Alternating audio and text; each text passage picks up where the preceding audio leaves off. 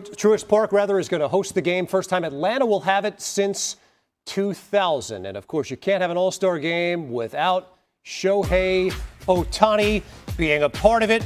Hardly a surprise, the NL leading vote getter with nearly 4 million votes. Mythic feats happen on an almost nightly basis. It's unreal. And ultimately, he is the most exciting player in the game. This is the person that you stop and everything that you're doing and watch his at-bats. And now you stop and watch him back on the mound doing what he does from a starting pitching standpoint. Shohei Ohtani is doing the things that we've never seen done in this game. And how special is it that he gets the most votes? Exactly. And, of course, that automatic trip to the All-Star game, because of the most votes, you see the numbers, pacing the NL in home runs, runs, extra base hits, slug, and OPS. Let's run through the remaining positions for the NL and begin with the finalists at first. Pete Alonso, top 10 in the NL in both home runs and RBIs, leads all first basemen in slug.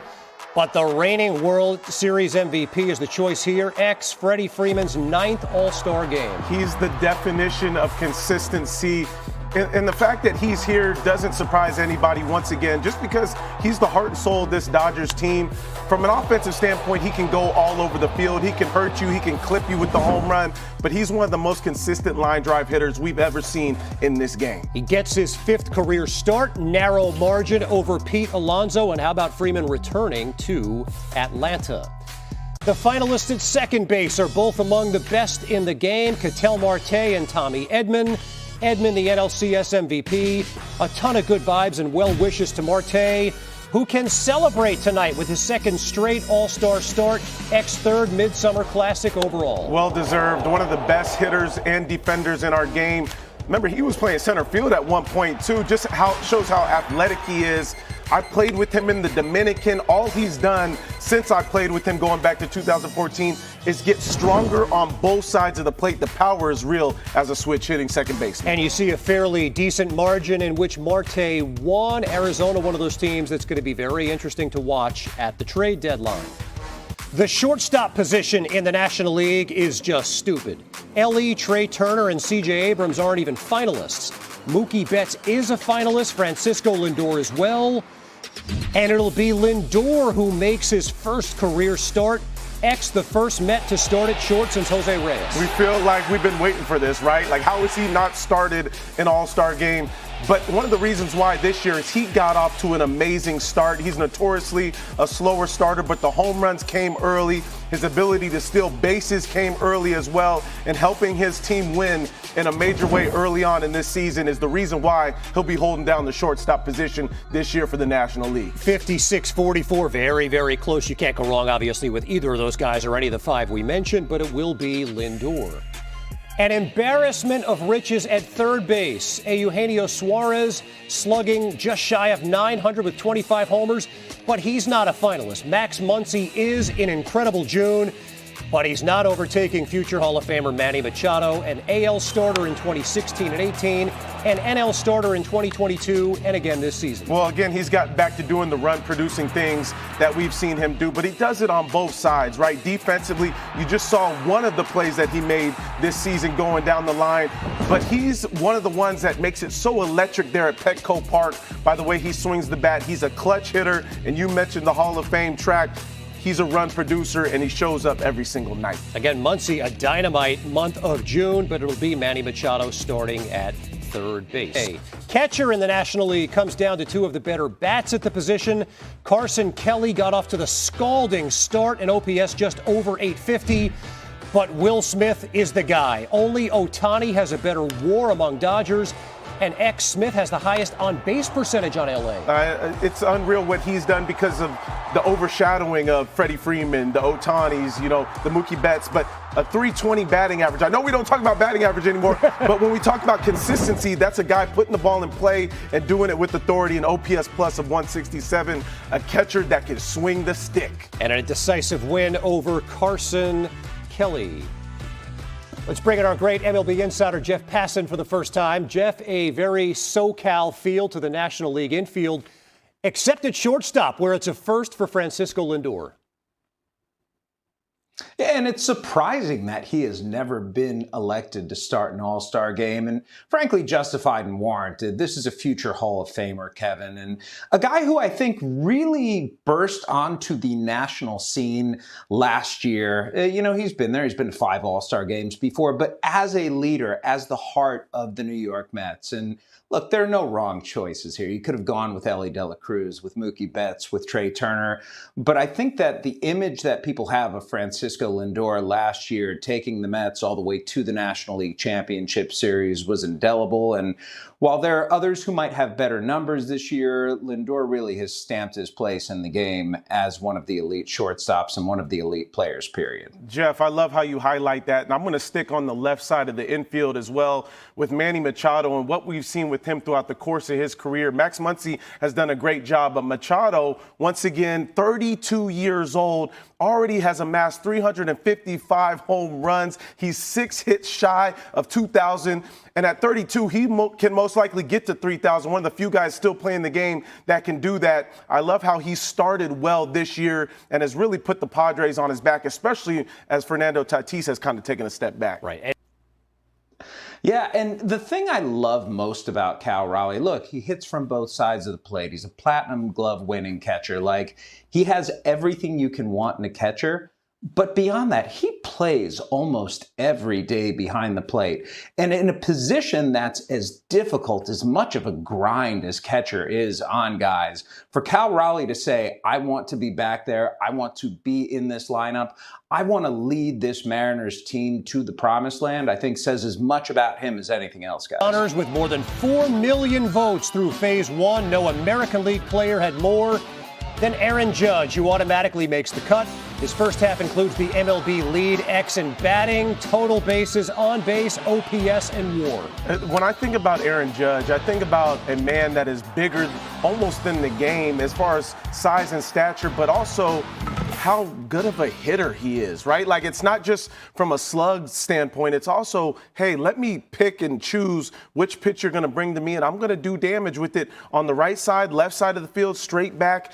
And I think the one thing that's impressive, too, is watching him be able to take his walks. He's smart enough to understand when pitchers are not approaching him and don't want anything to do with him, but also know how to hit mistakes on the outer half and on the inner half. To me, what he's doing is beyond impressive and one of the best things we've seen in this game for a long period of time. Look, he's a legendary power hitter, but the average X flirting with 400. He's slumped a bit here recently, but flirting with 400. That's what I think is the most impressive, and it takes adjustments to get to that point. For a guy that has a lot of power, right, a lot of bat speed, a very big hitter, to see him be able to shorten his swing early in the count and still be able to hit rockets all over the field. I appreciate that most, watching that from a guy that knows he can just hit, 50, 60 homers with ease. But no, I want to be a good hitter and I want to do it all over the field. That's why he has no holes in his swing right now. Let's bring Jeff Passan back in. Jeff, how do you put into context the season Judge is having again? I think it's really simple, Kevin. You compare him to his peers in the American League. Aaron Judge's on-base percentage right now is 60 points higher than the next best on-base percentage, Jonathan Aranda, in the American League. Aaron Judge's slugging percentage is 81 points higher than the next best in the American League, belonging to Cal Raleigh. All you have to do is just look at him against his peers, and I think it shows you that Aaron Judge is in a stratosphere of his own, and then there's just everybody else trying to be like him. Right, and despite the year Raleigh is having, Judge still the prohibitive betting favorite to win American League. When I say Pete Crow-Armstrong, starting outfielder for the 2025 National League All-Star team. Pete, how's that sound?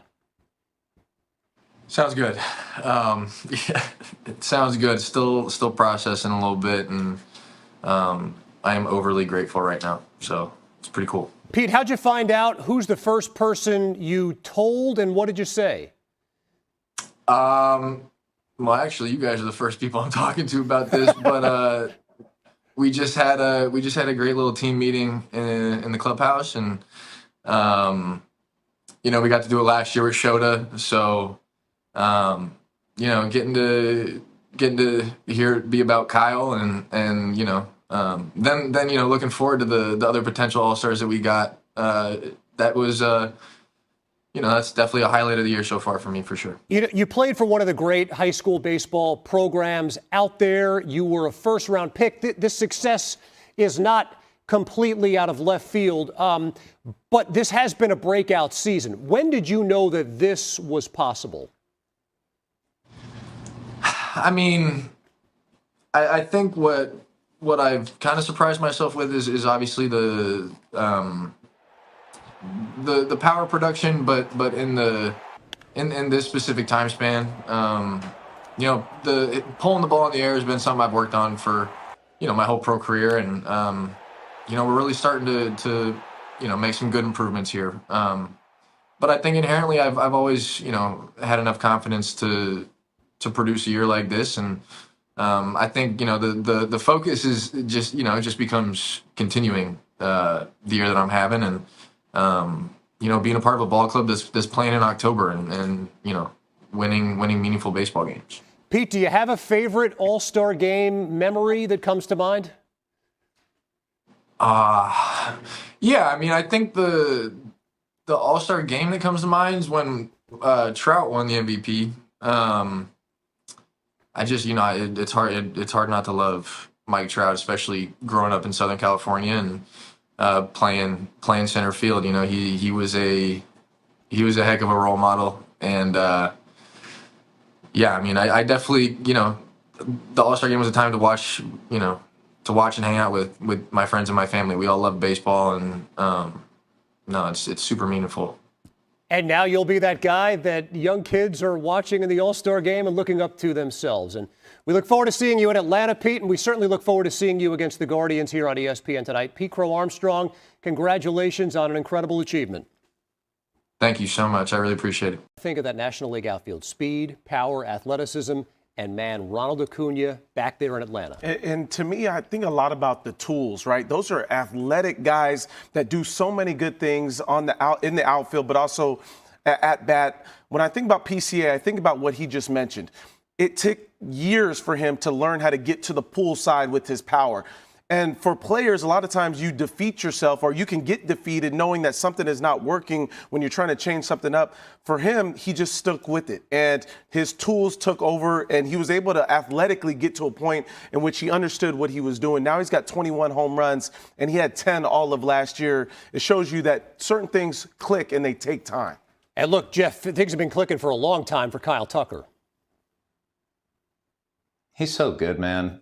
Like, it's the consistency with Kyle Tucker that I love the most. It's that every year, he's going to hit in the high 200s, low 300s. He's going to take his walks. He doesn't strike out. He hits 30 home runs. He steals 30 bases. He drives in 100 runs every single season. And that's what the Chicago Cubs needed to anchor that lineup. And I think the rest of the players in the Cubs lineup have really looked at Kyle Tucker and been like, oh, so that's how you take it at bat. So that's how you are productive like that. And Pete Crow-Armstrong, I think, is a perfect example of that. I don't know if Pete Crow-Armstrong has the season that he's having right now if Kyle Tucker is not there. But one fact that I love about this All-Star game, Kevin, and it was pointed out by our colleague and friend Jesse Rogers, the likely starting center fielders in this game, Pete Crow-Armstrong and Javier Baez, were traded for one another back in July of 2021 when the Cubs got PCA from the New York Mets in what wound up being an ill-fated deal for Javier Baez.